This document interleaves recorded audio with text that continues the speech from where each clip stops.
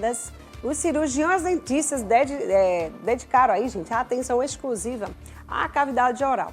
No entanto, dados recentes, né, de estudo epidemiológicos, né, sobre a doença periodontal surgiram aí, gente, com uma forte relação entre as condições de saúde oral e também as condições de saúde sistêmica, tá? E a Heloísa Pessoa, ela é cirurgiã dentista, veio falar sobre esse assunto aqui, né? E você pode estar participando através do nosso bate-papo do WhatsApp, já deixando aí o contato para você, 981457570. Voltando aí o número antigo, tá, gente? 981457570. Esse é o nosso contato. Você pode fazer a pergunta que você quiser aí para a doutora Heloísa, tá bom? Minha amiga, tudo bom? Como vai? Marília, quanto tempo? Coisa boa. Fala pra gente, né? Como é que é essa relação entre a boca e o corpo? Porque nós sabemos que nossa boca é praticamente a porta de entrada de qualquer outra coisa. De tudo, na verdade, né? Na verdade, existem estudos agora que comprovam que a odontologia, elas tem passado por várias mudanças. Existe hoje no mercado uma nova forma de fazer odontologia. Chama-se odontologia integrativa biológica. O que significa odontologia integrativa biológica? É uma metodologia de odontologia onde a gente sabe que cada dente está ligado a um órgão. Então, muitas vezes a gente não sabe por quê. Um dente está inflamado e aquele órgão que corresponde àquele dente está com algum probleminha. Então, a gente vê o paciente como um todo, de uma forma integrada. A gente não vê mais o paciente apenas como dente, como cavidade oral. A odontologia integrativa, ela veio para nos ajudar a erradicar algumas doenças de forma definitiva, muitas vezes iniciadas na cavidade oral. Então, muita gente pergunta, que a gente está lá no Instagram de uma forma, né, nova, trazendo isso para vocês, doutora, e o que significa odontologia biológica integrativa? É exatamente isso, é uma forma nova, onde a gente vê o paciente de forma integrado, como a gente pode ver, cada dente corresponde a um órgão. Certo. E tem uma coisa bem interessante também, que a gente começa a usar, a partir de então, materiais mais biocompatíveis com cada paciente. Por exemplo, as nossas tão conhecidas restaurações de amálgamas, elas hoje têm comprovações científicas. É uma liga metálica composta por vários metais pesados e deles, o mais volátil é o mercúrio. Por essa volatilidade, não devemos remover mais o mercúrio de forma convencional. Por quê? O contato desse mercúrio com a nossa mucosa, ele é absorvido, ele cai na corrente sanguínea, é um dos metais que ultrapassa a barreira hematocefálica e se acumula no cérebro. E ele pode trazer vários problemas para a nossa saúde, principalmente Parkinson, Alzheimer, problemas de tireoide e alguns tipos de cânceres. Então, a gente hoje não faz mais a remoção de amálgama de forma convencional. A gente tem uma metodologia onde é usado no paciente, nos profissionais que estão na sala, um EPI diferenciado, onde não existe nenhum contato do material que está sendo removido com a mucosa do paciente e nem muito menos inalação do paciente, nem dos profissionais com esse metal volátil e tão tóxico para o nosso organismo. Muito bem, tá aí. Qual que é a abordagem, né, que é usada para tratar aí a causa do problema? Vamos lá. A gente viu aqui vários... Gente, olha só esse desenho. Fecha aqui, para que o pessoal... Certo? Cada dente, ela falou aqui que afeta um órgão. Ou corresponde, não é isso? Mas aí, se tiver algum problema, já afeta diretamente, né, doutora? Explica um pouquinho pra gente aqui nessa questão. Aqui seria o quê? Veja só, eu tenho uma coisa bem bacana para falar sobre esse assunto. Aqui esses órgãos aqui, bem direitinho. Esses incisivos centrais, eles são bem relacionados aos órgãos genitais. Então, o que acontece? A gente tem uma paciente que ela era um paciente aparentemente saudável, estava com percentual de gordura tranquilo, ela estava com o peso tranquilo, ela não tinha nenhum problema aparentemente específico nos órgãos e ela tinha dificuldade de engravidar. E aí essa paciente foi para um nutrólogo, por sinal, um nutrólogo super competente, deixo aqui o nome dele, Dr. Rodolfo Marinho, né, casado com a doutora Raíssa, também nutróloga. E aí eles pesquisaram tudo. E aí a paciente foi identificada por eles que tinha 2 lesões nesses dentes anteriores e inferiores, que eram canais feitos anteriormente, que naquela época não existia microscópio ainda, então é muito comum ter lesão depois de algum tempo com um dente feito canal sem microscópio. E aí o que acontece? A paciente retratou esses dentes, né? Fez um retratamento do canal desses dentes e logo em seguida a paciente engravidou. Então, assim, todos os recursos já tinham sido examinados, já tinham sido procurados e ninguém conseguiu entender como uma paciente tão saudável não conseguia engravidar. E aí a gente tem uma situação ainda mais assim, forte em relação a isso, que a gente tinha um paciente que ele tinha uma dor muito forte na perna e ele não conseguia andar. O paciente fez ressonância, o paciente fez tomografia e não dava nada. E aí foi pesquisar e o paciente tinha um implante colocado há algum tempo que estava com uma lesão nesse implante assintomática localmente. A sintomatologia era sistêmica. O paciente removeu o implante, fez a desinfecção daquela cavidade e aí o que aconteceu? O paciente conseguiu voltar a ter atividade naquela perna, inclusive voltou a correr na praia. Já viu, né? Olha só, então tudo tem alguma coisa relacionada, né? Eu estou vendo aqui vários dentes onde relacionado a órgãos, né? Um ao fígado, outro ao estômago, outro relacionado aos órgãos reprodutivos. Então, assim, baço. Então, assim, cada dente corresponde a um órgão. Então, a gente não pode mais tratar o paciente de forma isolada. A gente tem sempre que pensar no paciente de forma integrada. Em geral. No geral, inclusive no emocional do paciente também, tá? Outro dia a gente trouxe outros médicos aqui que a gente começou a descobrir, minha gente, muita coisa, né? Tipo, o que é que está relacionado, às vezes uma dor de estômago, o estômago está relacionado com alguma coisa na coluna, ou alguma coisa do coração também está relacionada a uma dor que a pessoa sente na lombar, ou sei lá onde, minha gente. Olha, é tanta coisa, né? Tudo interligado. Parte de coluna também. Menina, é tanta coisa que aparece que a gente fica, meu Deus do céu, será que, né? A gente fica assim meio sem saber, e agora? Será que eu tô com dor aqui, mas aí tá afetando outro lugar? Isso é bem importante da pessoa estar avaliando. Com certeza. Indo realmente a uma pessoa especialista no assunto, que é quem entende do assunto. Aí agora, essa é novidade, gente, pra gente aqui. A gente acha que os dentes, a boca... É só estética, é só tratar, criar carizinha. Bonitinho, deixar bonitinho, não. Existe também essa relação, né? Com a saúde geral, sistêmica. Exatamente. E vamos lá. As restaurações, né, que você falou, depois que elas tiradas, pode colocar da outra. Isso, na verdade, certo? O que acontece? Mas remove a restauração de forma segura. Mas se ela tiver de forma errada, como é que ficaria? Se ela for removida de forma errada, sem a segurança, ela vai contaminar tanto o ambiente que está sendo removido, como as pessoas que estiverem presentes nele. Tanto o profissional, como o paciente, como muitas vezes ao nosso auxiliar que está na sala, né? Então, assim, a máscara que se usa para ela é uma máscara bem diferenciada. Se usa uma máscarazinha também de oxigênio para que o paciente não fique respirando aquele ar contaminado. Usa-se um isolamento absoluto com lençol de borracha para que o paciente não tenha contato.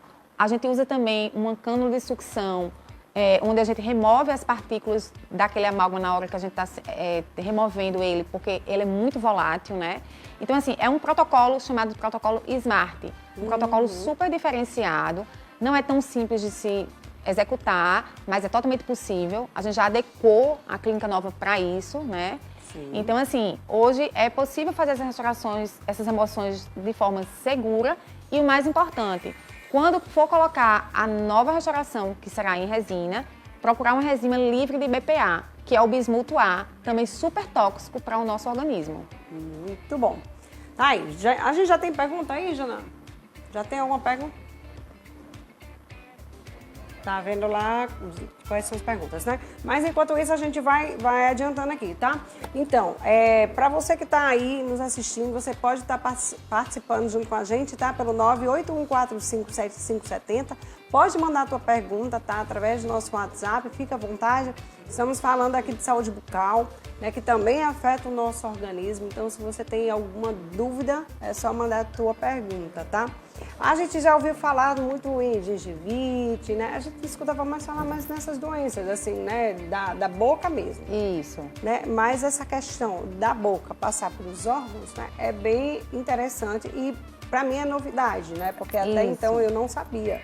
E isso pode afetar desde criança até a idade adulta? Na verdade, foi até bom você falar em criança, porque como eu também atendo criança, existe uma coisa que hoje em dia é muito questionável.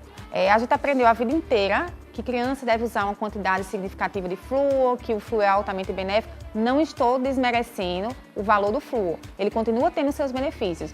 Mas diante dessa odontologia biológica, o flúor deve ser usado de forma inteligente. Como assim?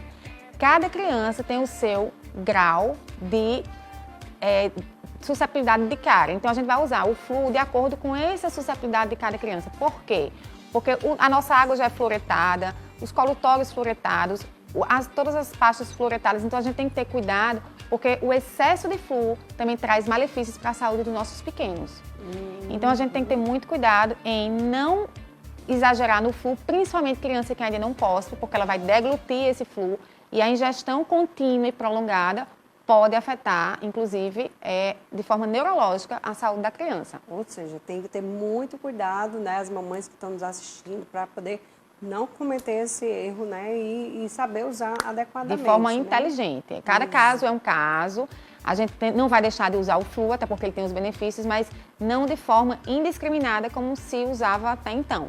Né, Maria? Quantos aninhos, exato. Quantos aninhos, assim, a mãe, ela já tem que levar seu filho para começar a fazer o tratamento? Na verdade, a partir da erupção do primeiro dentinho, a gente já deve ter uma orientação de como vai ser aquela higiene, de o que é que o paciente deve ingerir, o que não deve. Então, assim, eu acredito que a maioria das mães já devem fazer isso. Só dá açúcar para o seu bebê a partir dos 2 anos de idade. As que fazem um pouco antes, tentar melhorar essa higienização, né? Porque o que é que acontece?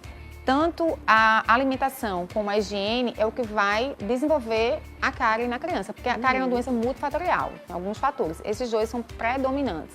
E a própria microbiota do paciente, ela pode ser mais susceptível ou não.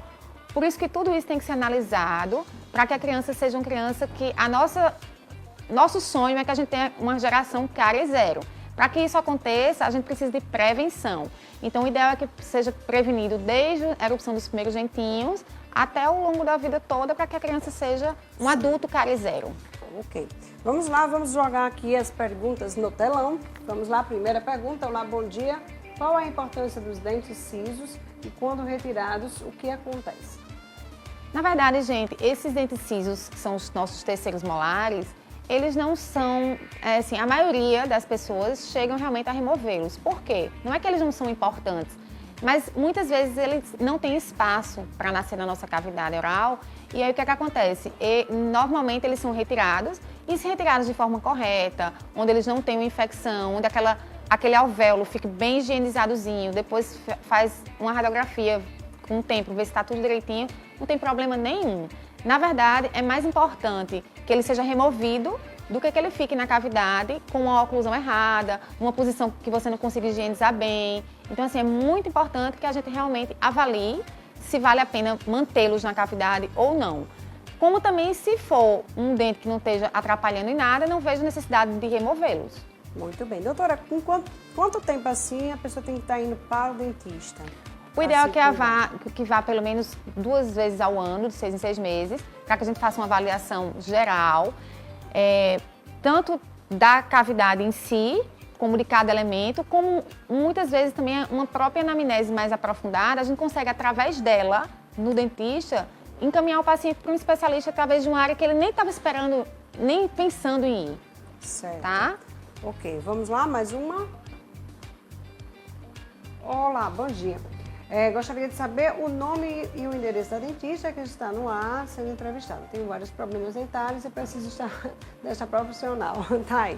Bom, você está onde agora, Heloísa? Eu estou no Live Mall, no 9º andar. Bem pertinho de mim. Sala 906, tá? Certo. Na clínica Encanto Odontologia. E os dentistas já Encanto, somos 5 dentistas, temos todos a mesma visão integrativa de atender o paciente. Cada um na sua especialidade. Então, a gente tem essa visão integrativa. A gente utiliza laser de baixa potência, a gente utiliza ozonioterapia. Então, assim, a gente está realmente bem voltada para essa parte integrativa biológica, para que o paciente tenha realmente saúde. Muito bem. Tem mais um aqui? Solta aí. Olá, bom dia. Gostaria de saber antes, não tinha problema de pressão, colesterol, fiz exame de sangue e acusou a tireoide. Isso está relacionado em quê?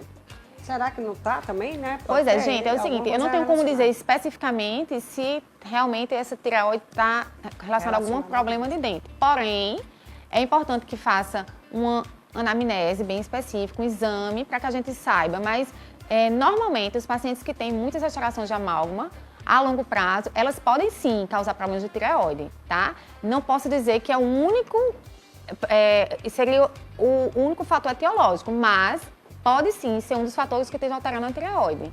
Muito bem, vamos aí, mais uma pergunta. O dente do meu netinho já foi feito 3 dentes, né? Não entendi, mas vamos lá, 3 dentes, então com 3 a 4 dias e mesmo obturados dói. Esses dentes de leite não podem ser extraídos? Tem que ser com, entendi, com sedativo, a dentista falou, ele é imperativo.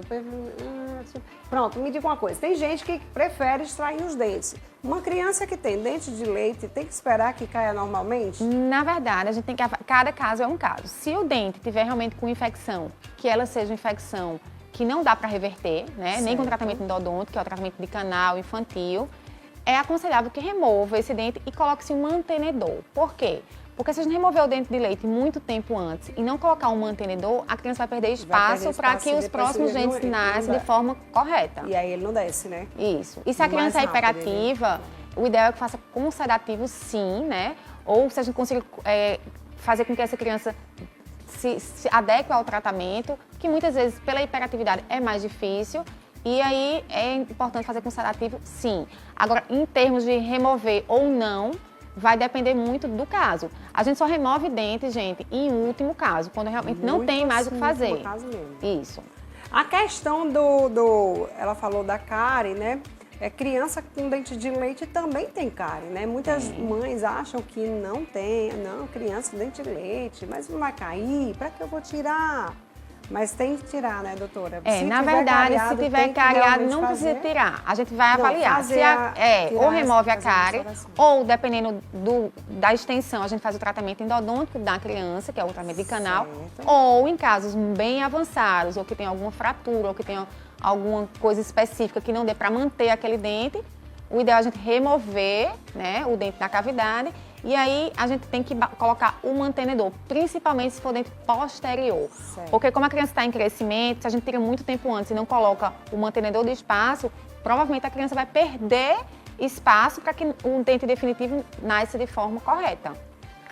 Deixa eu só bem rapidinho, antes de chamar a Sabrina, pede para a Sabrina segurar aí, só perguntar mais uma coisa. Uma mãe que está grávida, se ela tiver algum problema dentário, isso pode afetar o bebê? Pode sim. Inclusive hoje existe o pré-natal odontológico, que a gente faz, porque é o seguinte, as mulheres grávidas, ela tem toda uma transformação hormonal. Certo. E é muito comum mulheres grávidas terem problema de gengiva. Então a gente tem um acompanhamento específico com essas mães, né?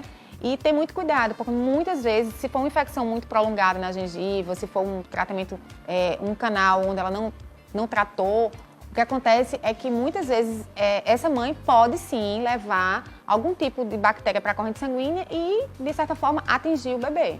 A criança, quando ela usa aparelho por muito tempo, doutora, digamos que seja um adolescente, né?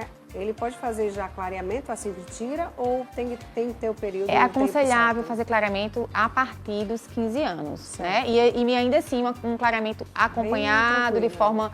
Porque o ápice dentário ainda não está fechado. Existe hoje umas formas mais brandas, um gel mais brando. Mas assim, é como eu estou dizendo, cada caso é um caso. A partir de 15 anos pode fazer sim, né? Então assim, tudo deve ser avaliado e aí a gente pode deixar esse pré-adolescente que removeu o aparelho mais satisfeito com sua coloração de dente. Com certeza, né? Muito bom aqui o nosso papo de hoje, doutora Heloísa. Obrigada por você ter vindo aqui. Fazia tempo que eu não tinha lhe visto, pois né? Volte mais vezes para a gente tirar mais dúvidas sobre essa parte, né, da nossa boca, que é muito importante. Gente, tudo é importante, né? Vocês viram aí, a doutora Heloísa que deixou bem claro que não é só a questão estética, né? Que você vai ali, remove aqui, tira aqui um negocinho, faz um clareamento, faz um negocinho bonitinho. Isso também pode sim afetar os teus órgãos, tá? Então tem que ter cuidado Então, se você está com algum problema de saúde, é bom você observar tudo isso também, tá bom? Obrigada mesmo, viu? Volte mais Obrigada, vezes. Marília. Olha aí, você que está aí do outro ladinho, olha só que notícia bacana, gente. O celeiro aí cultural abriu